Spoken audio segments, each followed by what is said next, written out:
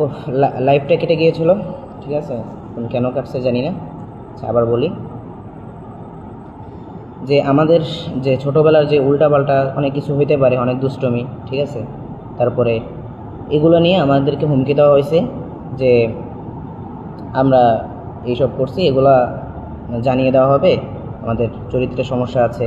তারপর আমার আম্মুকে, আমার বোনকে, মানে এদেরকে একটা হুমকি দেওয়া হয়েছে, আমাদের চরিত্র নিয়ে কথা বলা হয়েছে।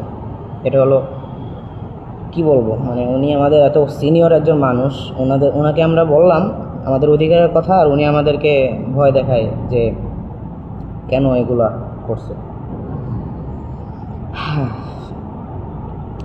আজকে কলরবের অফিসিয়াল পেজ থেকে আমার মাকে নিয়ে অশালীন মন্তব্য করা হয়। এই কলরব কিভাবে সুশৃঙ্খল, মানে আমি বুঝি না। এটা আসলে কলরবের যে মূল ধারাবাহিকতাটা ছিল, সবার ভিতরে একটা শালীনতা, ভদ্রতা ছিল, সব কিছু তো হারিয়ে গিয়েছেই। বড় বড় আলেমদের থেকে সেই মানে নজরটাও সরে গিয়েছে। হয়তো বা আমারও অনেক ভুল আছে, যেটা আপনারা, আমি কষ্ট পাবো না, আপনারা ভুলগুলো ধরিয়ে দেবেন, ঠিক আছে, ভুল হইতেই পারে। বাকি এগুলো নিয়ে ভয় দেখানো বা ব্ল্যাকমেল করা, এটা ঠিক কি না আপনারাই বলেন। হ্যাঁ, কিন্তু তারা আসলে আমার আম্মুকে নিয়ে যেভাবে কথা বলছে, যে উনি হয়তো ভুলে যেতেছে যে এই কলরব যে প্রতিষ্ঠাতা করছে, যে মালিক ছিল, এটা তার স্ত্রী এবং এটা তার সন্তানদের বাবা। আবার তারা এইটা নিয়ে বিবৃতি দেয়, মানে আমরা এই বিষয়ে অধিকারের কথা বললে তারা মেনে নিবে যে হ্যাঁ আচ্ছা ঠিক আছে, এটা হয়েছে, এটা হয়ে গেছে, শেষ, মেনে নিবে। না নিয়ে তারা যদি এভাবে ভয় দেখাইতে থাকে, তাহলে ভাই এটা কোন ধরনের শালীনতা আপনারাই বলেন।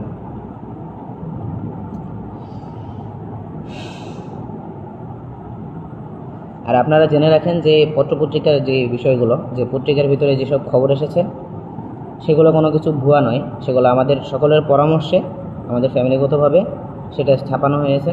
এখন এটা নিয়ে ইনশাআল্লাহ আমরা অনেক কিছু চেষ্টা করছি, যারা যা করেছে দোয়া করি এগুলো যেন ঠিক হয়ে যায়, আর তাদেরকে হেদায়েত দান করে, এবং খুব শীঘ্রই আমাদের যতটুকু সম্ভব আমরা অতটুকু করব।